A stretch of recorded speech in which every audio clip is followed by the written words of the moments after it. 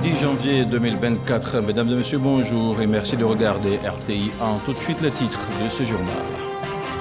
Dans quelques jours seulement s'ouvrira la CAN 2023 en Côte d'Ivoire. 24 équipes parmi les meilleures du continent s'affronteront dans 6 stades.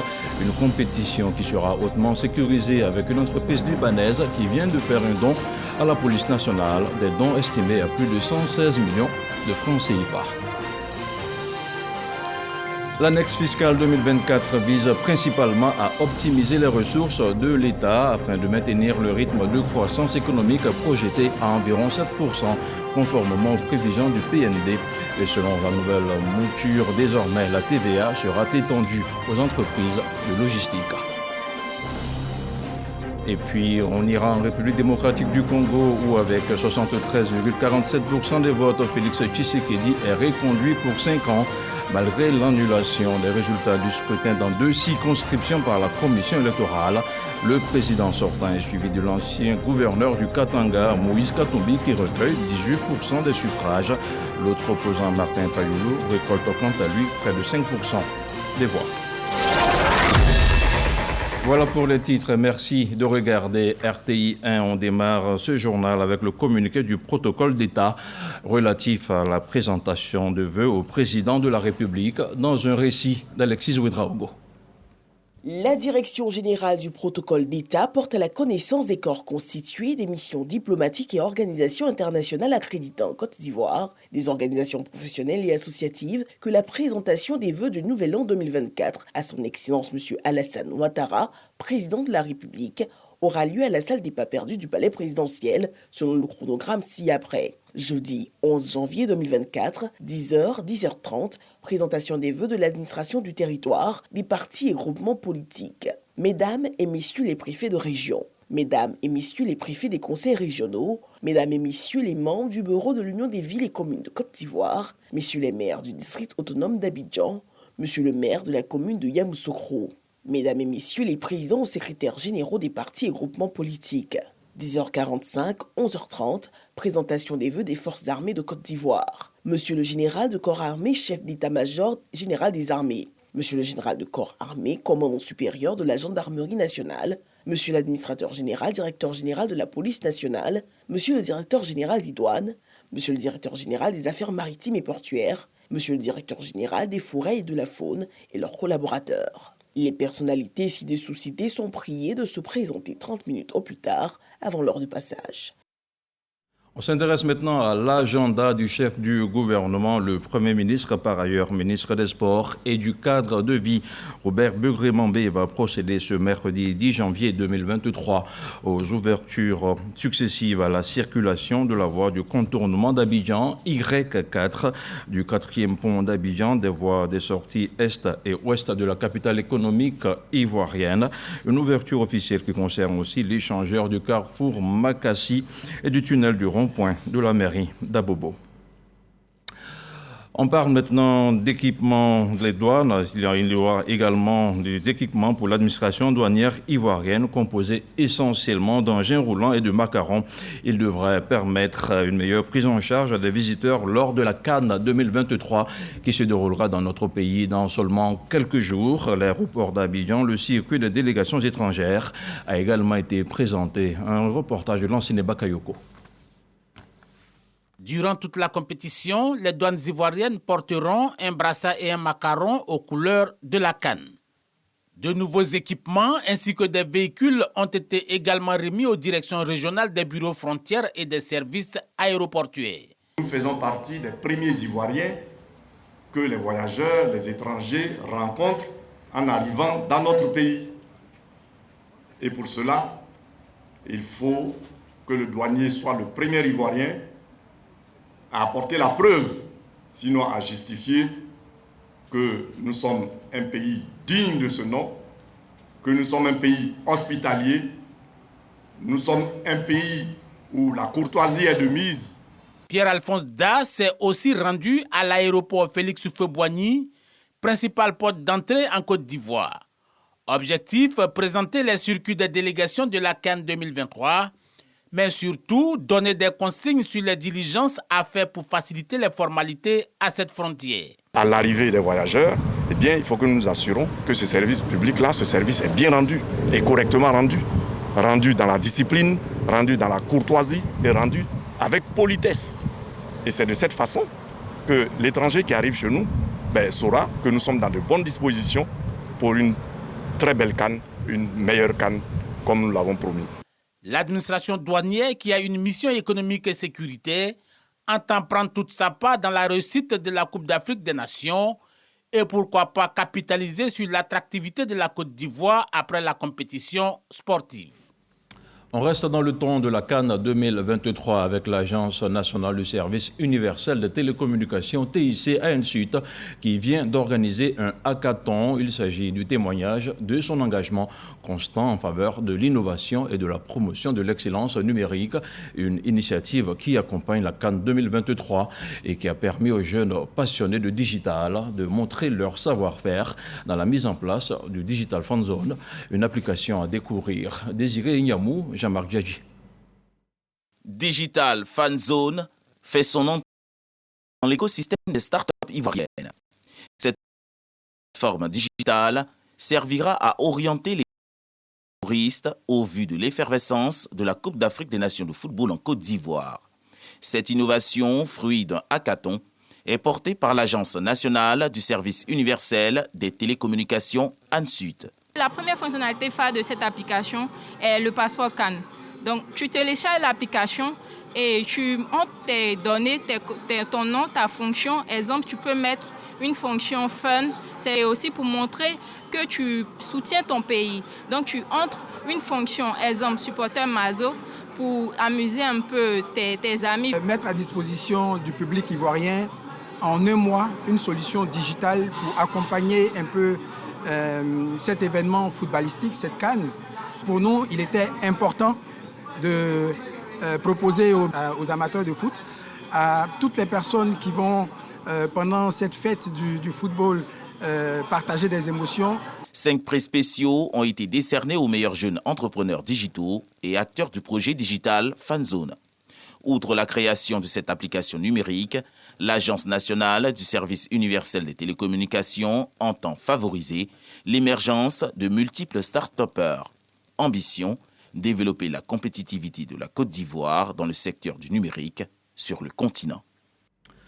La tenue de la CAN en Côte d'Ivoire appelle à un engagement citoyen. L'Union des villes et communes de Côte d'Ivoire, l'UVICOSI, pour sa part, s'engage à faire vivre l'événement aux populations des villes de l'intérieur du pays, mais aussi dans quelques quartiers d'Abidjan. Elle va donc créer des centres permanents et lancer des caravanes d'animation. Frédéric Oulaï, Didier Nguessan. La Coupe d'Afrique des Nations Côte d'Ivoire, un rendez-vous qui suscite de l'engouement de part et d'autre. Quelle que soit leur responsabilité sociale, les Ivoiriens veulent être témoins de l'histoire de cette 34e édition. L'UVICOSI, Union des villes et communes de Côte d'Ivoire, ne veut pas rester en marge. Tous les Ivoiriens sont demandeurs et ont envie de vivre la chaleur de la CAN. Or, la CAN se joue sur des stades qui souvent se trouvent à des milliers de kilomètres de ces citoyens-là, qui souvent n'ont pas le dispositif qu'il faut, ou bien sont des dispositifs pour vivre en petite famille. Or, nous voulons vivre ensemble. Donc cela renforcera notre vivre ensemble. Des centres permanents et d'animation artistique et gastronomique, des camions podiums avec des écrans géants seront déployés dans 76 communes de l'intérieur du pays et 8 issues du district d'Abidjan. Les communes sont mobilisées, sont intéressées, elles ont mis des moyens à disposition, mais elles n'arriveront pas toutes seules à pouvoir réellement contenir et contenter tout l'effort financier que cela nécessite. Donc on appelle aujourd'hui tous les partenaires sponsors qui sont sur les territoires à l'intérieur du pays ou à Abidjan à venir nous soutenir. Les communes intéressées doivent faire acte de candidature. Et réussir la CAN 2023, les premiers magistrats des collectivités locales s'engagent. Ils appellent à la mobilisation de tous. Nous, les maires, avons accueilli avec satisfaction cette nouvelle, à vouloir nous accompagner dans nos villes pour créer des villages de CAN afin que nos populations puissent suivre pendant les 21 jours l'événement mondial qui va se passer ici, en Côte d'Ivoire. Au total, 600 personnes sont attendues dans les centres permanents des collectivités locales. La liste des villes et communes sélectionnées pour abriter ce rendez-vous sera rendue publique dans un délai d'1 semaine. Cannes 2023, toujours dans le nord du pays, la ville de Korogo attend ses différentes délégations. Dans la cité du Poro, tout est fin prêt pour permettre aux visiteurs de passer de bons moments, le fruit de l'engagement de tous les cadres de la région, mais surtout du duo Conseil régional, mairie de Korogo, un duo qui accompagne le président du comité local du Kokane, Sekwasi Léombrou. Voici le nouveau visage de Korogo à quelques heures de l'arrivée de la Namibie, la Tunisie, le Mali et l'Afrique du Sud, les 4 équipes hôtes de la ville pour la CAN 2023. Pour autant, la cité du Poro continue sa mue. Au quartier Soba, les élèves de l'INSAC venus d'Abidjan achèvent la décoration du musée Bonkoulibaly. Déjà sur les murs, des fresques symbolisant la culture sénofo. Plus loin, les drapeaux des 4 pays de la poule E flottent au-dessus du boulevard Alassane Ouattara. Le même décor au quartier 14. Korogo n'attend que ses visiteurs. Les joueurs et les supporters qui viennent à Korogo ici, nous les souhaitons bienvenue à Korogo. Qu'ils doivent être sûrs qu'ils seront satisfaits de Korogo. Qu'ils fassent aussi, ils doivent savoir qu'aussi s'ils viennent à Korogo, ils doivent venir pour s'amuser. Les Korogolais sont là pour attendre la joie. La ville de Korogo est devenue belle. C'est joli et puis c'est propre. On s'apprête pour la CAN. Bon, j'ai sensibilisé les gens aussi pour aller soutenir les joueurs au terrain. C'est embelli le fruit de plusieurs mois d'activité des cadres de Korogo avec à leur tête le binôme Lassina Ouattara, Dilas PR, Fidèle Broston, Sarasoro, respectivement maire de Korogo et président du conseil régional du Poro, par ailleurs ministre directeur de cabinet du président de la République. Cette dernière descente sur le terrain, l'occasion pour ces 2 personnalités de toucher du doigt la qualité des travaux réalisés. Les agents de la NAGED sont en train de ramasser les ordures, de travailler de façon diligente à ce que la ville soit très propre. Nous sommes très satisfaits. Nous avons également constaté que les artisans de Korogo sont à l'œuvre, faire des fresques sur les murs essentiels. Vraiment, je suis satisfait, je ne suis pas satisfait. Et je dois dire qu'encore une fois, je suis convaincu que nous allons avoir une ville accueillante pour la CAN 2023 à Korogo. Ce mercredi 10 janvier, la première équipe, la Namibie, dépose ses valises à la cité CAN de Korogo. Le président local du Kokane, le comité d'organisation de la CAN 2023, rassure. Nous allons accueillir ces équipes dans la pure tradition sénoufo, pour montrer que nous sommes dans le Poro. Il faut que nous soyons toujours là à rechercher le détail. Nous avons essayé de faire en sorte que nous soyons vigilants, nous soyons prêts. Après la Namibie, le Kokane accueille l'Afrique du Sud à 19h et le Mali à 20h30 ce mercredi 10 janvier. La Tunisie referme la marche vendredi 12 janvier 2024. Je vous le disais en ouverture de cette édition, à quelques jours du début de la CAN 2023, l'on enregistre des contributions citoyennes. La dernière en date est celle d'une entreprise libanaise en Côte d'Ivoire. Soucieuse de la sécurité des biens et des personnes, elle vient de faire un don à la police nationale, un don estimé à plus de 100 millions de francs CFA. Des équipements réceptionnés par le ministre de l'Intérieur et de la Sécurité. On fait le point avec Walter Amadou Ouattara. 2000 gilets réfléchissants, rechargeables et non rechargeables, 200 détecteurs de métaux portatifs, 2000 bâtons de trafic de signalisation rechargeables, des bottes, des kits Bluetooth et plusieurs autres attirails. Ces accessoires de moto et équipements appropriés pour la régulation routière constituent une action citoyenne d'un groupe libanais dénommé Sociam. Il s'inscrit dans la dynamique du président de la République, Alassane Ouattara, qui a donné le leula en invitant les populations vivant en Côte d'Ivoire à s'approprier l'organisation de la Coupe d'Afrique des Nations de football. Notre don d'une valeur de 116 millions de francs CFA en équipement représente bien plus qu'un simple geste financier. C'est l'expression de notre engagement pour la sécurité de la Côte d'Ivoire. Ensemble, travaillons pour une Côte d'Ivoire plus sûre et plus prospère. Cette remise est présidée par Majida Kariki, ambassadeur du Liban en Côte d'Ivoire.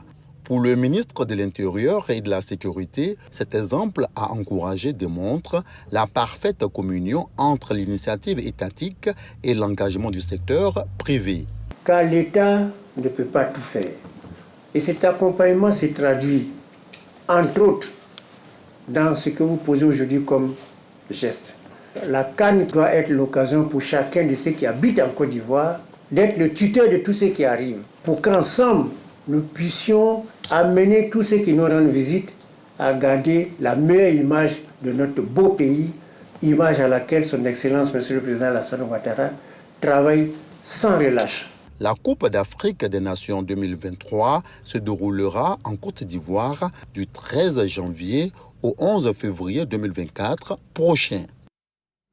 Lors de l'édition 2023 de son Giga Mauloud, le GRIZ, le groupe de réflexion islamique et ésotérique, a appelé les fidèles à cultiver l'union fraternelle, gage d'une stabilité harmonieuse entre les membres de la communauté. Des prières ont aussi été formulées pour la CAN 2023 qui s'ouvre dans seulement 72 heures. Le reportage d'Emma Dongui connaît pas Gassoro. Ils sont des milliers de fidèles musulmans venus s'abreuver au plus des valeurs morales et spirituelles du messager de Dieu afin de parfaire leur conduite. La 16e édition du Giga Maulid, événement religieux de grande envergure organisé par le groupe de réflexion islamique et ésotérique GRIZ, à sa tête, Cheikh Malik Konaté, a eu pour thématique cette année la bénédiction, la clé de la réussite du musulman. J'ai dit aux jeunes gens de s'accrocher au zikr. Lorsqu'on zikr, lorsqu'on fait des prières, vous allez voir automatiquement, vous commencez à graver des échelons. Ces échelons-là, lorsque vous allez arriver au dernier échelon, vous allez voir que Dieu, il est là devant vous. Je ne peux que les remercier de cet accueil et que Allah accepte tout ce qu'ils font pour la propagation de l'islam. Dignitaires religieux et cadres musulmans encouragent la consolidation de l'unité fraternelle. Le message que nous donnons au sortir de ces maulides, c'est le message de l'unité, l'union des musulmans. Parce que c'est ce que Dieu nous recommande dans le Coran. Nous sommes très heureux de participer au nom de son Excellence Kanga Kamara, la présidente du Sénat, maire de notre grande commune. Les guides religieux doivent prier pour la stabilité de la Côte d'Ivoire et surtout le grand rendez-vous que nous sommes en train d'attendre, le 13 de ce mois, la CAN. C'est une très belle initiative. Voilà, parce que prier pour les musulmans et les non-musulmans, et prier pour la Côte d'Ivoire, prier pour l'Afrique et le monde entier, c'est à saluer. Depuis 2001, le Giga Maulid d'Abidjan reste au fil des années le plus grand événement commémorant l'anniversaire de la naissance du prophète de l'islam en Côte d'Ivoire. Cette édition a été marquée également par des prières pour la réussite de la Coupe d'Afrique des Nations CAN 2023 qui se joue dans notre pays, la Côte d'Ivoire. On ferme maintenant le chapitre de la CAN. 2023, année de la jeunesse, a tiré sa révérence. Toute la place est à présent au bilan de cette initiative portée par le gouvernement. Et justement, la rédaction de RTI 1 est allée à la rencontre de quelques jeunes qui ont bénéficié de financement et d'accompagnement. Un financement obtenu après bien de formalités administratives, nous rapporte Alexis Ouetraogo. Kevin Cessé a 30 ans. En 2018, il a une idée, mettre sur pied une plateforme numérique spécialisée dans le dépannage d'urgence et des travaux de bâtiments. Il est très souvent compliqué de pouvoir trouver un bon plombier, un bon électricien pour de petites pannes à domicile. Même lorsque nous en trouvons, nous n'avons pas d'informations sur la qualité des services qui est délivré par cet artisan-là. On n'a pas d'informations sur la transparence, sur le prix en fait que ces artisans pratiquent. Donc c'est ces questions-là que vient résoudre mon artisan. Pour étendre son activité, Kevin bénéficie d'un soutien de taille, celui du gouvernement de Côte d'Ivoire via l'agence Emploi Jeunes. On a aujourd'hui plus de 700 artisans dans notre réseau. On a des contrats de maintenance avec de grosses boîtes. Les artisans de notre réseau ont des revenus qui ont cru de 30%. nous avons bénéficié d'un financement de l'agence Emploi Jeune pour accélérer les opérations, notamment sur l'offre aux artisans, sur également la communication, etc. Combien ? Un financement de 20 millions de francs CFA. À ce jour, Keva emploie plus de 7 personnes et n'entend pas s'arrêter en si bon chemin. Cap sur Marcory. Nous avons rendez-vous avec Rebecca. Anciennement dermo-conseillère en pharmacie, elle relève en 2020 le défi de se lancer à son propre compte. En 2023, avec l'appui de l'agence Emploi Jeune, elle réussit à diversifier ses affaires. Aux côtés de son magasin de cosmétiques, elle ouvre un spa qu'elle souhaite agrandir et un restaurant, avec pour ces 3 sites cumulés, une dizaine de personnes employées. Pour mes amis que je connais, je leur dis que cette histoire de financer la jeunesse, ce n'est pas une question de parti politique. Mais si vous avez un projet, vous déposez, vous inscrivez d'abord sur le site de l'emploi jeune, vous déposez le projet. Si le projet est bon, ils vont vous appeler et puis vont vous financer. Mais vous restez au quartier pour dire que non, ils ne font pas connaissance. Que moi, je n'ai personne, je ne connaissais personne là-bas quand j'ai déposé. Des actions concrètes du gouvernement au profit de la jeunesse, mais qui restent souvent méconnues de bon nombre d'entre eux, comme ici, dans ce maquis de quartier, où les avis d'Armel et de ses amis divergent sur la réalité du programme gouvernemental mis en œuvre pour les jeunes. Moi, en tant qu'un jeune du pays et puis en tant qu'un citoyen, je n'ai jamais reçu de fonds. Donc, pour ma part, je vois que ce n'est pas une réalité. Voilà, c'est ce qui a été dit, mais c'est ce qui n'a pas été fait. Vous êtes connecté? Oui, bien sûr. Il faut taper Emploi Jeune. Ok. C'est la page. Vous voyez l'agence Emploi Jeune. Vous lisez, il y a des informations dessus. Ouais, je vois. Est-ce que tu t'es déjà allé sur cette page? Non, c'est ma première fois de voir la page. Non, on va essayer de s'inscrire et puis voir la suite. Ce qu'il faut bien comprendre, c'est que dans les 361 milliards prévus pour l'année 2023, il y avait 3 axes précis à couvrir. Premièrement, l'accélération de la formation, de l'insertion professionnelle et la promotion de l'entrepreneuriat des jeunes. Deuxièmement, le renforcement de l'engagement citoyen et de l'éthique sociale de la jeunesse. Et enfin, en 3e point, l'amélioration des conditions d'épanouissement et de bien-être des jeunes. Pour l'axe 1, ce sont à ce jour 500 000 jeunes impactés par les dispositifs de l'école de la deuxième chance, par l'insertion professionnelle et par le financement de programmes et projets d'entrepreneuriat. Kevin, Rebecca et ces nombreux autres jeunes bénéficiaires des financements mis en place par le gouvernement ont eu pour mérite de s'être informés sur les procédures et d'avoir produit des projets sérieux. Et bonne nouvelle, la porte reste ouverte pour 2024. Et comme vous l'avez entendu, le programme jeunesse du gouvernement va s'étendre jusqu'à l'année 2025 sur le site agenceemploijeune.ci. Vous aurez davantage d'informations. Le dispositif est en vigueur depuis le 6 janvier dernier. La nouvelle annexe fiscale 2024 a été présentée aux chefs d'entreprise ivoiriennes.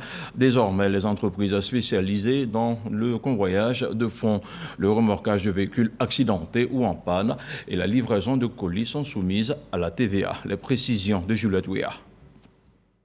L'annexe fiscale 2024 présentée et expliquée aux acteurs du secteur privé de Côte d'Ivoire. C'est une initiative de la Confédération générale des entreprises, la CGC. Le document comprend 31 articles, dont 4 mesures de soutien aux entreprises et spécifiquement aux petites et moyennes entreprises, notamment la suppression du minimum de chiffre d'affaires requis pour l'option à l'assujettissement au régime du réel simplifié ou à l'impôt sur les bénéfices non commerciaux. Il est absolument important que dans cet environnement-là, on n'oublie pas les entreprises, notamment les différents secteurs d'activité, qui ont besoin d'être soutenues parce qu'elles ont besoin d'être compétitives. Et pour être compétitives, il faut pouvoir leur faire bénéficier de mesures fiscales favorables. Et nous avons tous les secteurs d'activité aujourd'hui qui réclament des soutiens. Les participants à cette rencontre, notamment les dirigeants et représentants de PME, se disent satisfaits des explications données et font des doléances. La présentation a été assez instructive pour tout le monde. Le taux de la TVA étant à 18%, j'avais demandé au patronat d'user de son poids pour pouvoir au moins exiger le taux réduit de 9%. Parce qu'il faut reconnaître qu'en matière de fiscalité ivoirienne, on a aussi des produits qui sont au taux de 9%. Donc c'était amener le patronat à pouvoir user de son poids. L'annexe fiscale 2024 liée à la loi de finances entre en vigueur le 6 janvier. Elle vise à optimiser les ressources fiscales du pays afin de maintenir le rythme de croissance économique projeté à environ 7%, conformément au plan national de développement 2021-2025. À l'intérieur du pays, le député maire de la localité de Touba vient de lancer le programme de développement de sa ville. Le ministre Moussa Sanogo a aussi distribué aux populations des poubelles pour la collecte des ordures ménagères. Au cours d'une visite de terrain, il s'est rendu sur les chantiers du nouveau marché et de la gare routière. Le commentaire de Léon Brou. Le ministre Moussa Sanogo, également député maire de Touba, remet à des chefs de quartier 250 bacs à ordures. À terme, seront distribuées 1000 poubelles pour la précollecte des ordures dans les 24 quartiers de Touba. L'opération vise à assurer un cadre de vie insalubre aux populations ici appelées par le député maire à la collaboration. La propriété est l'affaire de tous. On doit considérer la ville comme notre maison commune. La personne propre, c'est celle qui ne jette pas les ordures par terre. C'est celle qui évite de salir la ville. De l'esplanade de la mairie, cap sur le chantier en finition. C'est une école primaire de 6 classes, dont du député maire à Dar es Salaam, un quartier de Touba. On a un quartier dans la ville qui n'avait pas eu d'école et les enfants étaient obligés de traverser la voie bitumée avec tous les risques. Et donc là, on est en train de travailler à régler ce problème. L'espace dans lequel nous sommes, il doit abriter donc le nouveau marché de la ville et permettre donc à nos mamans de pouvoir commercer dans les meilleures conditions. Une nouvelle gare routière et un marché moderne aux standards internationaux pour remplacer ces deux infrastructures devenues obsolètes et exiguës pour Touba. Les sites des deux prochaines réalisations sont aussi visités. Question pour le député maire Moussa Sanogo de se faire une idée de la célérité des projets. Direction Lokano, un village du canton d'Onhoun, dans le département de Boaké, vient d'être connecté au réseau électrique national. Une mise sous tension initiée par la mutuelle de développement du dit village qui s'inscrit dans le cadre du programme gouvernemental d'électrification des zones rurales.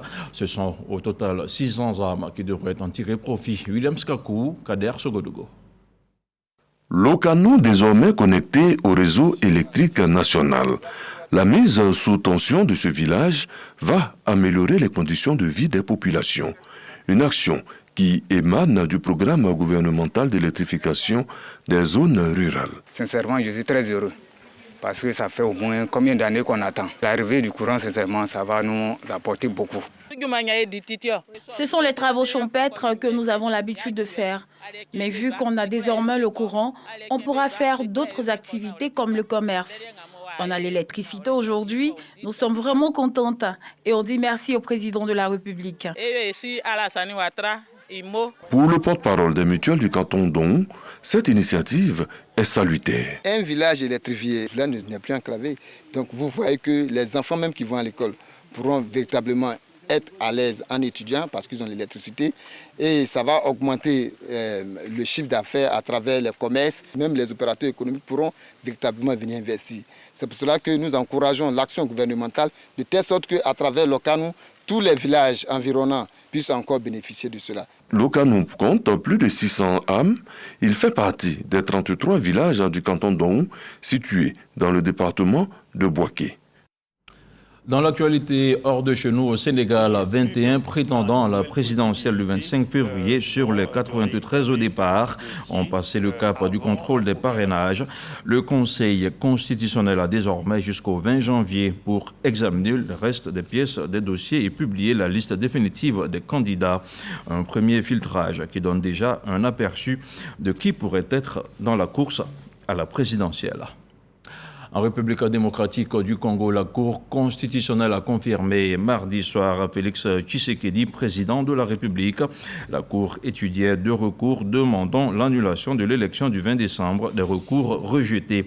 Selon les résultats définitifs proclamés par la Cour, le président sortant remporte l'élection avec 73,47% des suffrages exprimés. Son principal rival, Moïse Katumbi, recueille quant à lui 18,8% des suffrages. L'autre opposant, Martin Fayulu, en obtient 4,92. Le prix Nobel de la paix 2018, Denis Mukwege, ne dépasse pas les 1%. C'est la fin de ce journal. Je vous invite à rester avec nous sur RTIA.